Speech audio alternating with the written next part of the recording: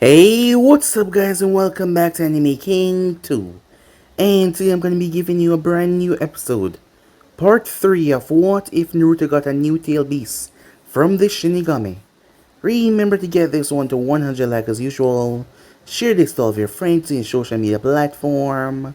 And also guys, go ahead and check out the brand new episode over Anime King 3 of What If Naruto Was a Genius Experimenter. And enjoy that guys. And remember for new, yes, I did have 3 channels, Anime King 2, Anime King 3, which I post what fun every single day. Yes, you heard that correctly. Every single day for you guys to enjoy. So go ahead and click that red subscribe button and become part of the Anime King family. And thank you for all of your help and support. Remember share to all of your friends in social media platform. And turn on the bell notifications to stay posted guys. So yeah, without further ado, what do you say we jump right into this new episode start? The intro.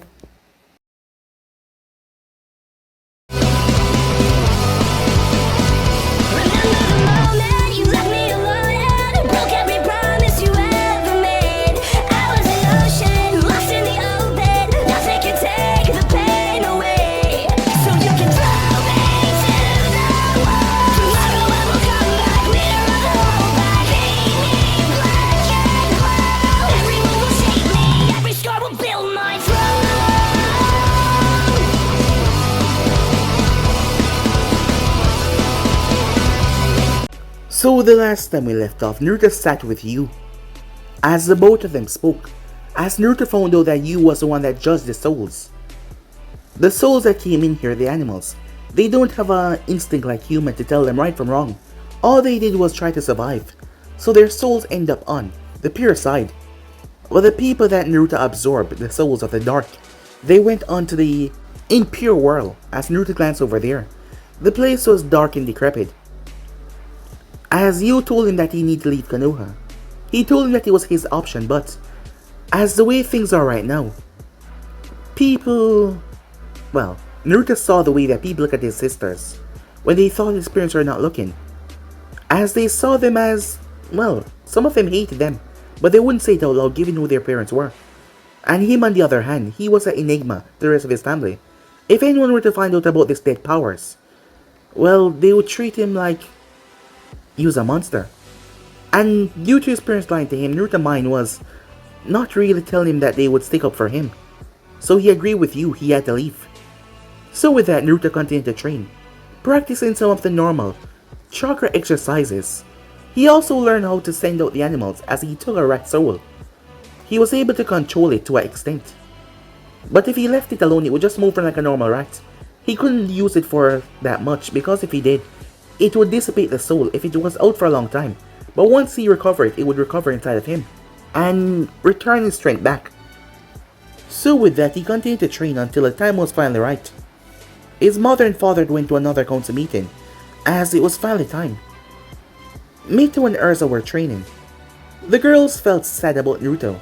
Yes, they felt incredibly sad that he couldn't get what they were getting as they didn't like it one bit. As they need to find a way to at least teach him genjutsu or something. They didn't like to see their brother sad. They didn't like it at all. But how could they help him? Exactly, they did not know. As the two girls spoke to one another, that is when Kushina came. She made her way towards Naruto's room, telling that dinner was ready. As Minato had brought a big bowl of ramen. As they were all ready to eat ramen, but she couldn't find Naruto. As she asked the girls, they had no idea where he was. It didn't take long. As Naruto had slipped out and used the carriage, and Kai's clothes into the carriage. Kushina and a group at chase. They had made chase rather quickly. When they arrived at the border, she wasted no time as she tried to leap over it. But given the conflict of the world right now, if they were to cross over to the border, it might be an act of war, so Tenzo had to stop her as she cursed at him to let her go. All the men were shocked when they heard the wood creaking as she was about to break out of it. As they spoke to her, and calmed her down though, as she broke down in tears. As her baby boy, who could have taken her boy away from her? The tears kept on flowing. So with that, Naruto made his way. As he continued to travel by foot, jumping from tree to tree when he arrived. Its chakra was very deadly. That is why he killed plants whenever he stepped on them. So that is why it took a while for him to jump on tree to tree. He decided to first walk so it would not be tracked. When he finally arrived to a settlement, he saw it on fire. as there was a few men there with musical note on their headbands. They were threatening the people for information for a boy. The boy then came as Naruto saw all the tiny threads coming from his arm. He then proceeded to slice all the men up, killing them on the spot. It was rather gruesome, as Naruto was shocked, but he saw their life floating above them, their souls, which he could absorb. Their souls were tainted and dark. As the boy saw him, as the boy was rather nonchalant about everything. His name was Victor Frankenstein. He was from one of the wandering clans. Clans that never really made it into any villages because of their strange ability. Turns out that he can live through almost anything, as he replaces organs with others, so that his body would not completely shut down. It turns out that the new leader of the zone wanted the boy to, well, come to him. And he's been sending his ninjas after him, but Frankenstein has been killing them. They weren't really that powerful or anything. As Naruto learned a bit more, Naruto pulled one of the souls. It seems like when he made contact, other people could see it. The boy was confused, so Naruto told him that it was a bloodline. Now that was rather shocking for the boy, as the boy told him to come with him to Land of Water. As Naruto didn't really have a concrete plan, as he was going to go to Uza, but now that he thought about it, getting a ship there was going to be difficult. So Frankenstein told him to come with him to Land of Water, as there was a civil war going there, so he could get a lot of bodies and he could get a lot of souls. As Naruto thought it over, and that was the only possible situation right now that he could take. As he agreed, so the both of them made their way off towards the Land of Water to see this civil war. So yeah guys, that's basically as we left off. You guys can switch across the blade of yourself. So with this, we jump right into this new episode. Let's begin now guys. It was as Naruto and Victor finished shoveling the rest of the dirt on the mutilated corpses that Naruto felt something prick at the back of his neck. He turned his gaze.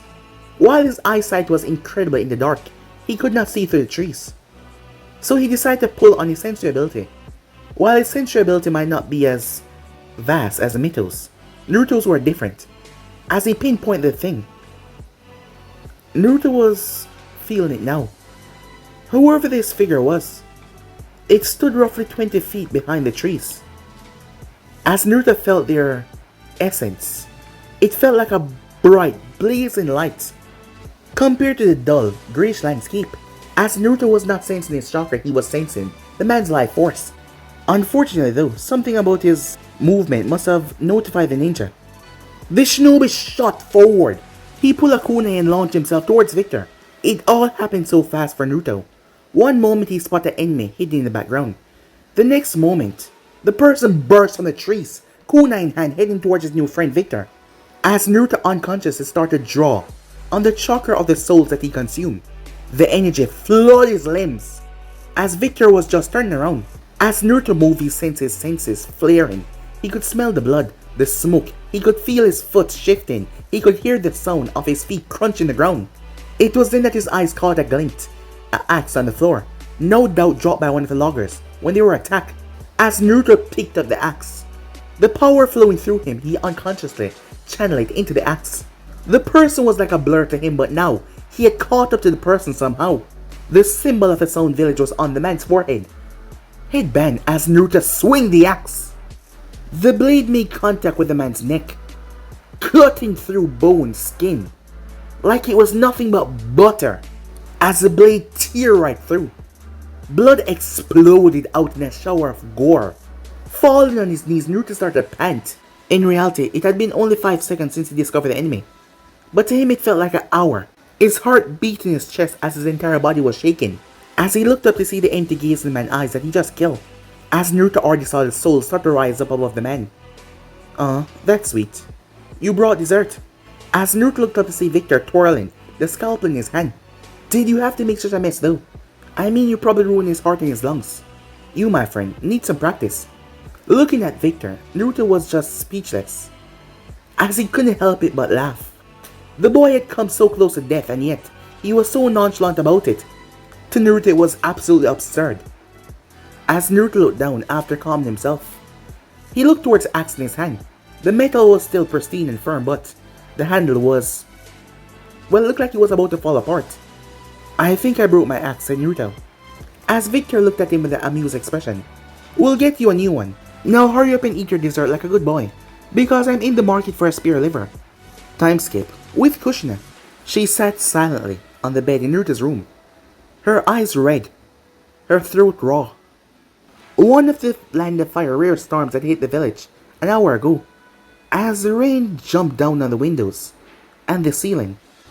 She felt sick, tired, physically and mentally. They had been unable to get permission from the daimyo of the land of rice, though not for lack of trying. The problem was, unless they gave their reason for wanting to cross the border, it would not be allowed. But if word got out that Naruto was taken, it would be chaos. Even with his condition, he was still the son of the Hokage, and one of the very few Uzumakis left in existence. The moment it came known to other villages that he has been taken, there would be a mad scramble to find him. So Minato had to be very careful with who knew. And this could not be a country that was allied with the Hidden Rock. Yes, Land of Rice were allied with the Hidden Rock. And they were the last people who Minato wanted to find out. But now they had no leads, no trail, nothing. No way to track him. The storm has washed away any presence that he had. Even if they were allowed to cross the border, the trail would have gone cold, leaving nothing to follow. Their only hope was Jory at the moment. Unfortunately, they need to wait for him to return. The old pervert had left the village after the triplets' birthday, after Kushina had asked him to leave, with her foot and a few thrown kunais.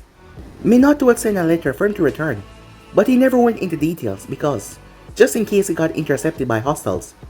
But depending where he was in the elemental nation at the moment, just how long it will take for him to get back, and just how long it will take for the message to get to him. So Minato had placed one of his codes inside, to show him that it was serious. So when he got it, he would come running back. Kushina got up as she walked towards Naruto's decks, another tear falling from her eye. However, before she could start crying again, something caught her eye. One of the jaws and decks were open, just partially enough for her to see that it was empty. As she felt around inside, nothing. She searched the others. All of them were empty. Feeling a hard lump forming in her stomach, she walked over towards the dresser. Her hand shaking, she grabbed the handle and pulled it open. Nothing. This wasn't right. Kidnappers don't waste time packing. They did not give the person time to change their clothing, or to carry everything with them. A new thought occurred to her. She had to grab onto the dresser for balance as she nearly fell. The edges of her vision started to go black. Her head continued to spin with a new realization. Before she could even think the words through, she fell. She collapsed as she fainted. It was just too much for her mind. Time skip with Naruto. Naruto and Victor had left the loggers' outposts as they took shelter in one of the massive tree. It was hollowed out as the rain was storming outside. Victor had placed a scroll that he had with spare parts inside of his own body. A little bit disturbing, but, well, he was a weird, strange person. The two of them stayed in the hollow tree as they got some sleep. Despite Victor mocking his mask several times, Naruto has not taken it off. And while he thought Victor would recognize him, he had no intention of taking it off anytime soon. In fact, the only time he intended to take it off was when he was going to add the steels to it. But he will have to master Fuinjutsu, and that would take a very long time. But despite his blonde hair being a bit unusual, his birthmarks, the 3 whisker marks, was too important. All it would take was for someone to mention that they saw a boy with 3 whisker marks. Only 3 people in the world had these. Him and his 2 sisters. So it wouldn't be hard for someone to find him after that, if his information was leaked. After the rain had lightened up, the 2 boys started to walk. Victor was not a native of Konoha, so he was not used to the tree jumping. So they walked. So, you said that you're the first of your family to get this bloodline, right? So that means that you're working from scratch. Victor asks, his voice sounding curious. Basically, yes. But I've been able to work out a few things by myself though. A friend gave me a scroll with the basic of hand signs and how they work. Victor grabbed his arm and pulled him under a tree. I got to see this. Show me what you got. As Naruto thought whether or not he should show him. But he gave in to his childish side. After all, he's been looked down upon his entire life. Maybe it was time that he showed off. Just a bit, he thought to himself. So he went through hand signs. Soul release. Animal spirit summoning jutsu. A dark bluish grey chakra that looked like smoke. as smoke swirled and twists until it started to drift down to the floor. As the smoke took the fox with purple eyes, as Victor crouched down, his face looking serious as he looked towards the ghost-like fox that the blonde just summoned, only for the reaction to fade as he burst out laughing, collapsing back on his arms. Naruto was about to complain at him laughing, but Victor patted him on the shoulder. "You, my friend, will be one of the most feared shinobi in the Elemental Nation." Naruto was confused and stunned, as he spoke in a slight stutter. What? Victor crouched down as he reached out to poke the spirit. "You think I can't see what this is? I watched you eat a lot of souls, and you probably already eat more. You just coughed up the soul of a fox, that means when you eat a soul, you probably keep an imprint of it. So if this holds true to human souls as well, then who knows the full extent of what you can do? Hell, you might even be able to absorb." Ouch. What the hell? Victor's finger had passed through the fox spirit, like it was really a ghost. But that wasn't the only thing that happened. The skin that came in contact with the spirit had become dark grey, and looked to be rotting away very quickly. Victor didn't seem to care, as he pulled a scalpel out, and sliced the finger off. They looked down as they watched the skin start to rot away. Naruto was confused as he never saw a reaction like that before. Victor, on the other hand, instead of looking upset, he wouldn't look happy as he pulled a new finger out of his pocket and started to sew it on. "You really are full of surprise, you know that? Actually, I never got a name off you." Naruto waved his hand as he dispelled the spirit, as he took a moment to think about what to say. If he told his real name, that would defeat the point of wearing the mask, but at the same time he needs something to call him by. Victor seemed to notice his conflict.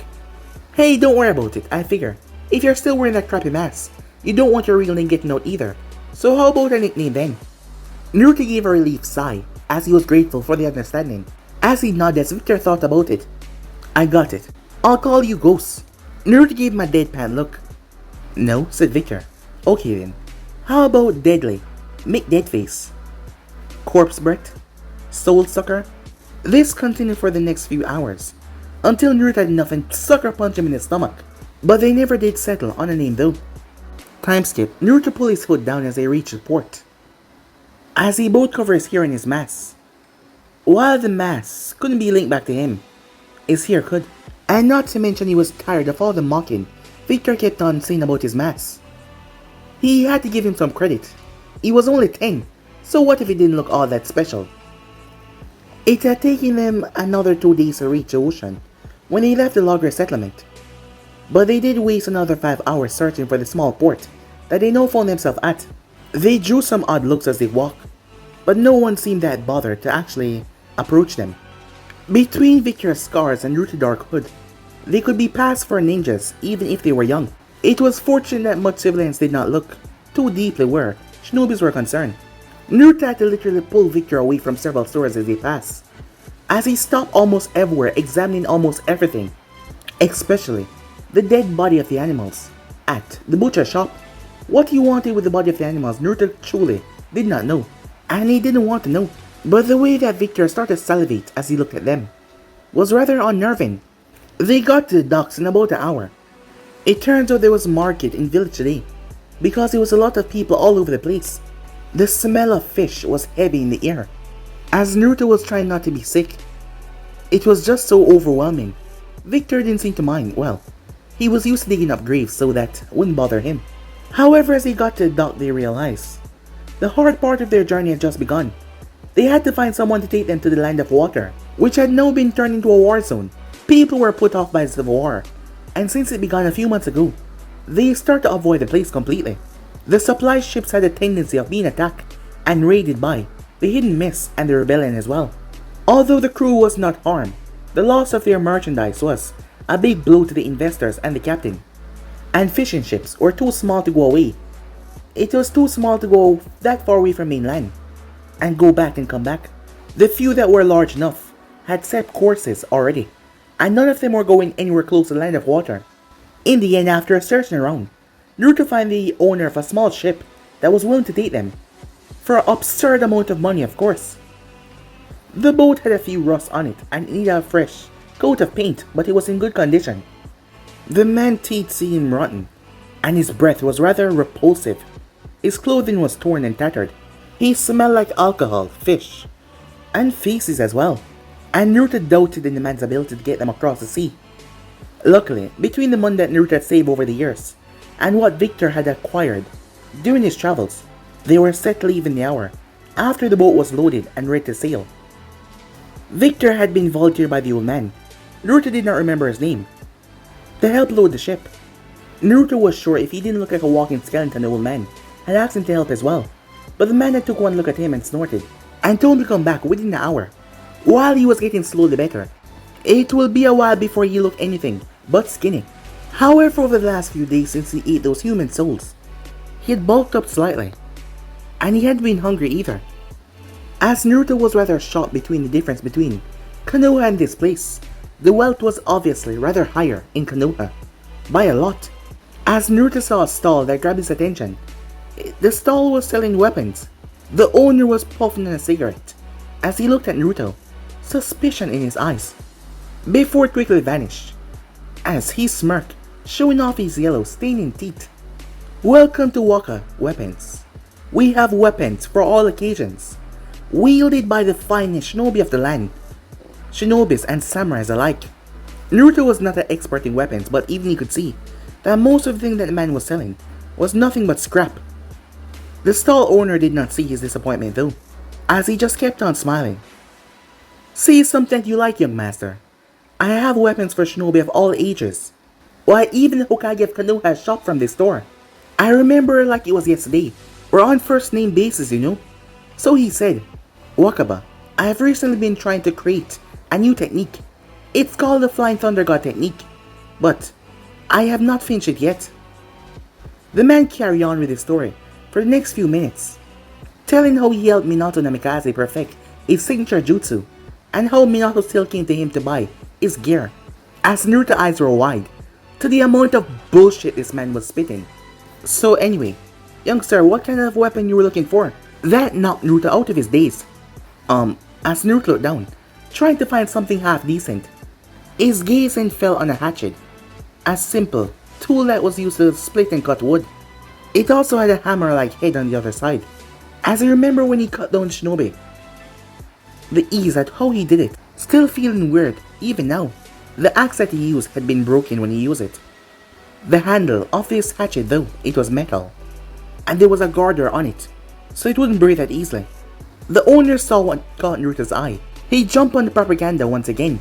Good eye you have indeed, young sir. I sold one just like it to another formidable shinobi. Tell me, have you ever heard of Zabuza Momokai? One of the former 7 swordsmen of the mist? Why, of course you have. Just the other day he came in and bought the exact same weapon to replace his old one. Aren't hatches used for cutting wood? Naruto asked as he glanced up. Well, I suppose, but I'll give you 50 yen for it, said Naruto. 50? Wakaba said. Why, a fine weapon like this is easily worth 45, said Naruto. Wait, 40, said Naruto. Okay, you can have it, he said. As Naruto showed no signs of stopping, he was angry that the brat did not buy into his steal. As Naruto paid for the weapon, as he picked up the weapon, and then he started to walk away. As Naruto arrived towards a letter center where the birds were. The letter that he has wrote a long time ago. Ever since he planned on leaving was burning in his pocket. And now that he was going to leave the land of fire, he guessed it was about time that he sent it. It was a letter to his family, though. He had addressed it to Shikamaru to be careful.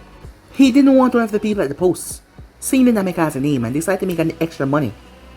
So he sent it to Shikamaru instead, his name, knowing that Shikamaru had passed on to his family. The only reason why he didn't leave it into the leaf, because he knew that they would read it and then they would track outside immediately.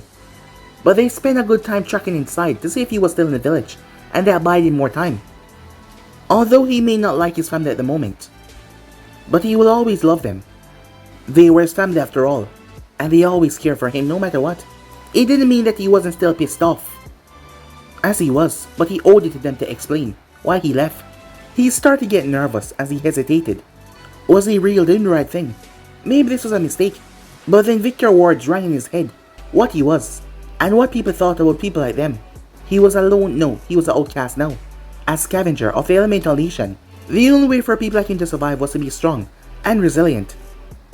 As Naruto walked over to one of the people, Konoha, he said, no rush, as he paid and then left. Time skipped. Konoha. Kushina let out a frustrated sigh as she lay in the hospital bed. She scowled, knowing that several envoys were in the room for her protection after she had been found when she had fainted in Naruto's room. At first she thought it was just the stress and the shock of realizing that Naruto was not kidnapped. But after she had woken up the doctors, well, they had a different theory. While she was under their care, they ran a test. She was a month and a half pregnant when Minato had told her she had been a mess. As her mind was fighting the mixture of emotion, joy and sorrow, the both of them fighting in her mind. The fact that she was having another child was great news. There was no way that she would think absolutely any other way. Having a child with the man that she loved was a blessing and an addition to the family. It was a dream come true. But the knowledge that the child growing inside of her now may never get to meet their brother, who seemed to have run away from home, meaning that even with a new addition to their family, it will never be truly complete until Naruto returned back home to them. When she had told Minato her fear, she saw a look of horror flash over his eyes, sadness, before he could hide it away from her.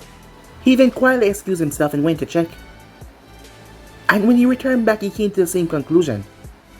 He was actually in a council meeting right now updating the clan heads. They will have to change the search method that they were using. It was a lot harder to find someone who didn't want to be found, even if they were an untrained child. He had proven himself very resourceful by getting out of the village and making it to the border before they could even catch up. He had timed it perfectly. They had looked around the village for a long while. Under any other circumstances, she would have been extremely proud.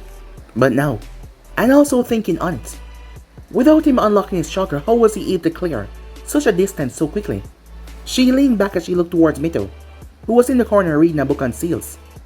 A look of focus in her face that worried Kushina. Both Mito and Erza had taken turns to keep her company, but both of them had thrown themselves into an insane, obsessive amount of degree of training since Naruto disappeared. They have not told the girls that he might have run away yet, worried about their reactions. They will tell them soon though.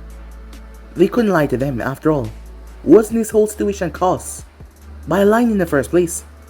Every instinct in her body was screaming to be out there searching with them, but now she had to be calm and just trust in Minato.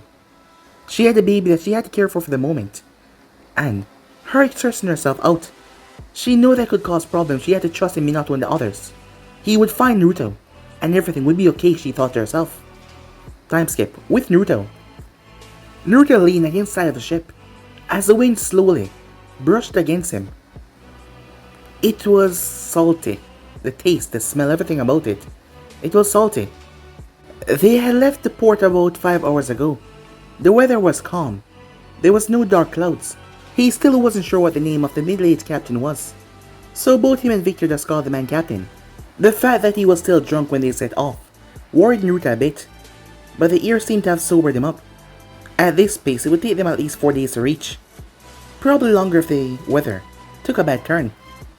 As Naruto made his way down, it was a storage area that was their sleeping quarters, where the captain kept things that wasn't regularly needed, like sheets, emergency food that did not spoil. The both of them had a hammock instead of a bed. Apparently it was better for a boat. Apparently it was easy to fall out of a bed at night when the boat was rocking back and forth. Victor had locked himself in the storeroom and hadn't shown himself since. He was off doing something. Naruto wasn't really sure that he wanted to know exactly what he was doing, but based on the sound of sawing and curses, it wasn't anything good. As Naruto went into his hammock, leaning back, he closed his eyes. It took less than a minute as he found himself going through. As he arrived in his mind to see you, glancing over towards the darker side on the wall. As Naruto came in and sit down beside you, his eyes looking over the impure world. I take it they all ended up over there. None of them seemed the type to feel guilt for what they were doing, said Naruto. Yeah, they weren't exactly a pleasant lot. Murderers, thief, mostly. Though there was one of them that was the worst of the bad lot. Murderer, thief, and also a rapist.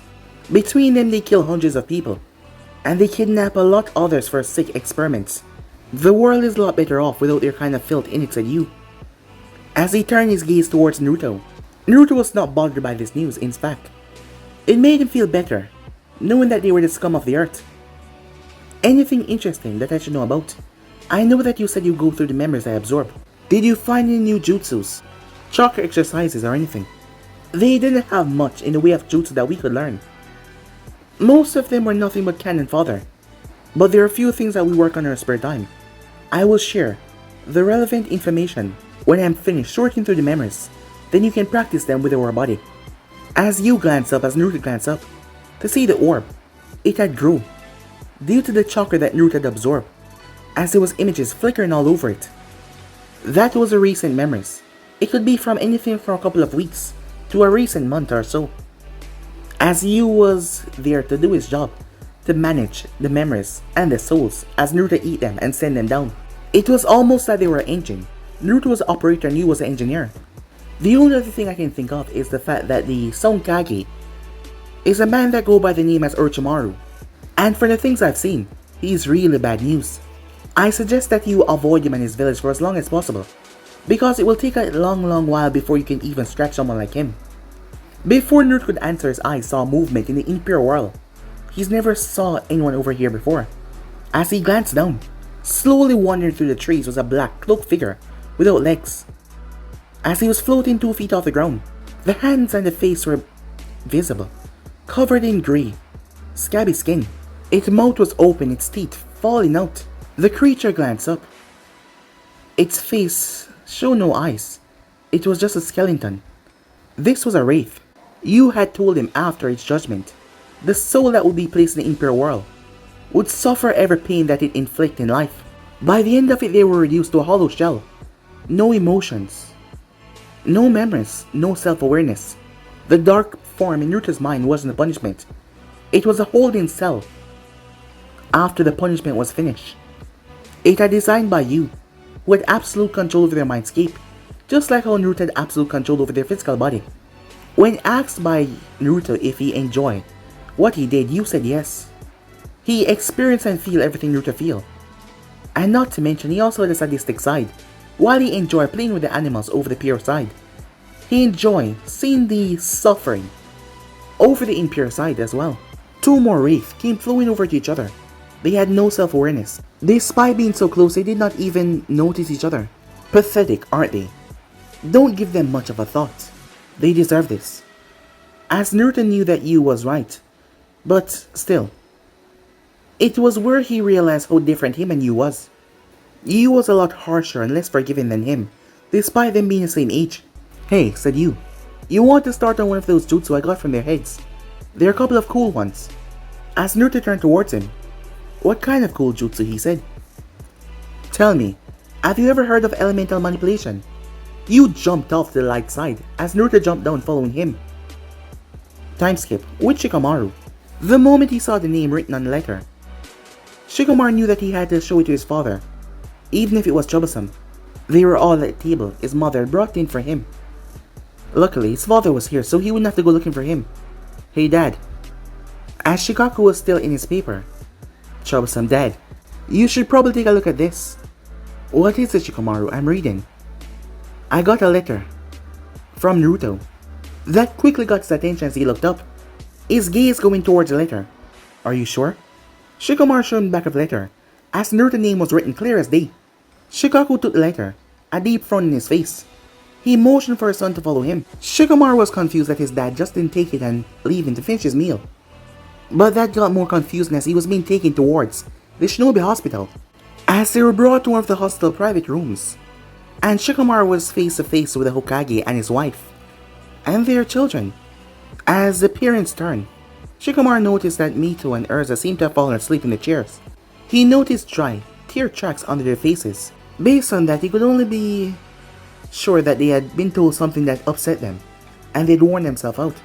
As he looked towards Lady Kushina, he wondered why she was in the hospital. Despite looking tired, she didn't look that sick. It was then he looked towards the letter in his father's hand, and he must have done something with Naruto. He then remembered those eyes, and the feeling of death that he felt. His body shook as he moved towards the wall. As Shikaku moved towards the Hokage and started to speak to him, both men glanced over at him several times. You want me to open it? He asked. When his father handed him the letter, the law of the leaf prevented the Hokage or anyone else to interfere with any clan, unless asked. The letter is addressed to you, the heir of the Nara clan, which means you're the only one that can open and read it. Shikamaru struck as he opened letter. There was another letter inside addressed to Namikaze, and a small note. As he read the letter, Shikamaru, please give my family this letter. Sorry for the trouble that is causing you, but I couldn't risk someone intercepting the letter because it was addressed directly to my family. Naruto, it was signed. Shikamaru glanced up towards the Hokage as he noticed the two girls were awake by now, though they seemed to be confused about what was going on. As Shikamaru gave Minato the letter, Minato took it and read it out loud so everyone could hear. I'm sorry. I knew it might not make any difference at this point, but I need to tell you that I'm sorry I left. I'm sure by now you realize I was not kidnapped, and by the time you get this letter I will be far away from your reach. The fact that I was able to send this letter also means I left the land of fire, and you weren't able to catch me. This is best for everyone that is involved. I know you don't understand why I left, but I need you to know I had my reasons. These reasons were not just to hurt you after the years of lying and misleading, no. It is because this is something I feel like I had to do. At the moment I'm weak, you know that, and so does everyone else. I no longer want that to be true. Something has happened, something that made me realize I need to get stronger. You said to yourself you couldn't risk training me because of fear of my health, but by refusing you have pushed my hand. I unlocked my chakra by myself, but when I did, I found out something different about myself. I need to get stronger for what is to come, because when people find out what I can do, their opinion on me will change. Whether that is for the better or worse, I do not know. Either way, I have left Konoha to have a new start. I ask that you respect my choices and understand I did not do this to be cruel. Hopefully, I will see you all again. If not then, I wish you all the best. Once again, I'm sorry. It had to come to this. Love, Naruto. Shikamaru stood there. Well, that was cryptic. He thought to himself, the young Nara knew that something had happened. He knew that Naruto had gone missing even if his father did not tell him himself. Seeing the look on the Hokage's face and his wife, and his children tell him that something was wrong, even Naruto became a lot more sicker or he had gone missing, and this confirms it. But he never thought that Naruto would actually run away by himself. The other people in the room start talking at once, trying to understand what he was talking about in the letter. His father and Hokage spoke, but this time they did not whisper. Mito and Erza asked their mother what was going on, but Kushina was crying. She was just crying. As Shikamaru closed his eyes, as he tried to dissect the words in the letter, to make it all make sense. It was rather cryptic. The way he was talking, it was like he feared for his life. Shikamaru knew Naruto, and Naruto was no coward. The fact that he was willing to confront his family at the party, in front of everyone, proved that he was no coward. As Shikamaru thought it over, remembering everything he knew about the blonde, it was then that Shikamaru noticed there was things that the Hokage could not protect his own from. Things that the village and people would fight over. Things that the Hokage had to use to his advantage. Bloodlines. Power they gave. Naruto said after he unlocked his chakra, he discovered something different. Everyone knew about the Uzumaki's solid chakra bloodline. It was common knowledge in the village. But there were some other Uzumaki unique bloodlines. It snapped in Shikamaru's head. His eyes, he said in a whisper, but everyone heard him as all conversation stopped. They turned towards him. After a moment passed and he did not elaborate, Shikaku moved over and placed a hand on his shoulder. Shikamaru, what do you know? It was at the party, just before everything kicked off, with the Hokage announcing that he would teach Mito and Erza that jutsu. I saw that Naruto was upset, so I held his arm to try and calm him down. But when he turned towards me, his eyes, they were different. They were red. The white of his eyes were completely black, and the irises, they were red, just like blood. At the time I thought it was a trick of a lighter or something, but he didn't need to say anymore. The adults look a lot more worried than they had before, hearing that. Time skip, with Naruto. They were not near the village yet, but he started to understand why it was named the Hidden Mist. The closer they got, the harder it got to see, and Naruto started to worry about the captain being able to find the shoreline. According to the captain, it was thicker than usual, but they were only a few miles out, and they will get there by the end of the day. Apparently, the mist became thicker and thicker the closer you got, and it was more so when you got on the land itself. The hidden mist was located in a thicker part, right in the center, so that most people could not even find the village itself. Victor told Naruto that he got word from some friends that he had set up camp with the rebellion, and the two groups had come to an understanding for now. He had arranged for someone to meet them, who would bring them towards the rebel camp. However, before they got there, Victor started to explain a few things, what they should expect before they arrive. Apparently, some of the rebellion were only putting up with the outcasts, because they had no choice and they were outnumbered, so they were treated like unwanted trash for the most part. But that a few of the minded members started to accept the outcasts. At the moment though, the outcasts were in separate camps, and they were only invited to the rebellion side if they were given a formal invitation, which was rare, in return for doing their own thing after any battles or in between them. The outcasts were allowed to do whatever they want. However, people with needs such as Naruto and Victor was limited to the enemy shinobi, and not to touch a fallen rebellion shinobis. Victor had also told Naruto there was a chance that they would all have to leave before the end of the war, even if the rebellion won in the end. It turns out that it wasn't uncommon for people to turn on the outcasts when they no longer had use for them. Some took the mentality that it was better to kill them, and not risking them turned on them later. This had happened, and so the outcasts has wised up. They even treat their own allies with suspicion, because without a village to protect them, no one really cared about the outcasts, so they could be killed. But due to the harsh life that the outcasts went through, most of them were rather powerful. As Naruto was angry for that, unable to understand how people could be so cold, though he was cheered up to hear that a number of the people started to accept them, because they were going against a man that was trying to kill off all bloodline users. Unfortunately though, not all rebels saw it that way. Some of them still didn't like the outcasts one bit. Victor told him that humanity was a deeply flawed race, and things would always be like that, as they were able to see land. As Naruto thought about it, things need to change, even if he had to change them by force. So with that, when the boat docked, they got off. Victor was wearing a blank headband around his waist, as Naruto's hood was up. As Naruto was also wearing his blank headband that Itachi gave him, he was wearing like a scarf around his neck. Arriving towards the coast, as people out here, they look pale than usual from what he could see in the Fire Nation, and the buildings were a bit circular, not pointed up. People looked at them when they saw the empty headband. Some of them looked at them with fear, some of them with disgust. Already he started to see the attitude people had against them. He frowned as he pulled his foot down further. After they were walking for a good 10 minutes, Naruto turned. "Where are we supposed to meet these friends of yours?" Victor looked around. "No idea. You know, I never actually met any of them before." As Naruto came to a complete stop, Victor stopped after a moment as he noticed Naruto was not following him. It took Naruto a good minute to calm down, so he wouldn't shout at Victor. "Victor, if you've never met them before, and you haven't arranged a meeting place, how the hell are we supposed to find them and meet them, take us to the camp?" Victor grinned. "Don't worry. We will know them when we see them. Just look for people that don't stand out, but like us, you know, and yeah, they're older." Naruto sighed in annoyance, but he catch up with Victor as they start to walk once again. As they arrived to the village outpost and came to a stop, as Naruto saw there was people there. The first person to catch his attention was a man. He was a literal giant, standing a good 8 feet tall, and that was rather tall for Naruto to look upon, as he was clearly taller than all the others. He was built like a bodybuilder with muscles upon his muscles. His legs looked like tree trunks. His head was shaved except for a line that went from his forehead going straight down to the back of his neck, as it then turned in a ponytail and went down to his back.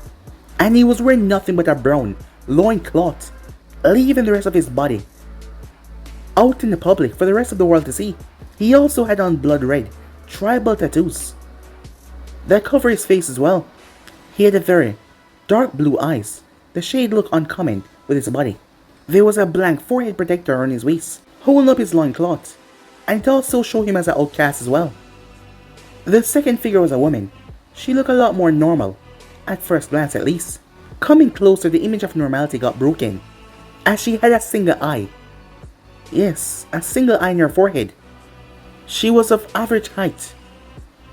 She had red hair, as she was wearing a light green armor that gave her well protection, but it did not restrict her movements. She was also wearing a goggle that was made for her one eye. Seeing them coming, she pulled it down so that it would hide her eye, as it was kind of slanted a bit. It was not reflecting anything underneath it. She looked to be in her late teens at the most. She also had a long bow in her hand. It was really long. She had a satchel on her back with arrows. Each of them had a white feather on the bottom. Her blank headband was tied to her arm. As Naruto turned his gaze toward the last man of the group, he thought he was done being surprised, but this guy had no eyes at all. In the place where his eyes were supposed to be, there was nothing but unblemished skin, no marking, nothing at all. The skin seemed perfectly unblemished. He was dressed in grey clothing. He also had long white hair, as he brought her in his face, that seemed to also be able to cover his face from view. The man's face was worn and there were wrinkles on it. It reminded Naruto of Sir Toby Harrison back in the village. He seemed to be the oldest of the group. He also was holding onto a longbow staff, as there was a small bell on top of it. His blank forehead protector tied to his forehead. He was wearing some old sandals that made a click with each step that he took. They were being given odd stares than everyone else, but they didn't seem to pay attention that much. As Naruto and Victor approached, the woman pointed towards Victor as she whispered something to the other two. Victor, without a hesitation, walked over, his hands in his pockets, a smile on his face as usual. Naruto, on the other hand, decided to take a not so close a step, as he wasn't sure if he would be used to the outcast life, being new to it and all. And he wasn't sure if he was that welcome, seeing that they were pointing at Victor alone. But he listened in though, as he overheard the names. The guy that was covered in tattoo was called Okaramashima Kojin, but he told him to just call him Kojin. His voice was very deep. The woman was named Kaden Shippu. Her voice was very soft. As for the man, he was named Borendo Fury, but he told him to just call him Old Man. His voice sounded as old as he looked, but there was a small smile on his face that put Naruto at ease. It seems that Victor had forgotten about Naruto at this point. When the old man turned towards him, it seems that the old man was looking at him. "Who's your friend, Victor?" "I can hear his heartbeat behind you, but he has yet to introduce himself." The other two turned their gaze as they turned towards Naruto, as he then turned back to Victor, as Victor blinked in confusion until he turned towards Naruto. He was so quiet he almost forgot about him. Victor went over and pulled Naruto up, as Naruto took a breath as he stepped forward to greet these people, unsure how everything was going to turn out, and unsure of their backstory, but they seemed to be a group of strange people. But they didn't seem to be that bad, well, from his first view. But he wasn't sure how all of this was going to turn out, especially with the rebel camp. But this was his new life now. Yes, his new life, he thought to himself. But guys, be and subscribe right here. If you want to see the next part to do, like, subscribe, comment down below, and turn on that bell notification to stay posted. But for now, see you guys soon. Peace.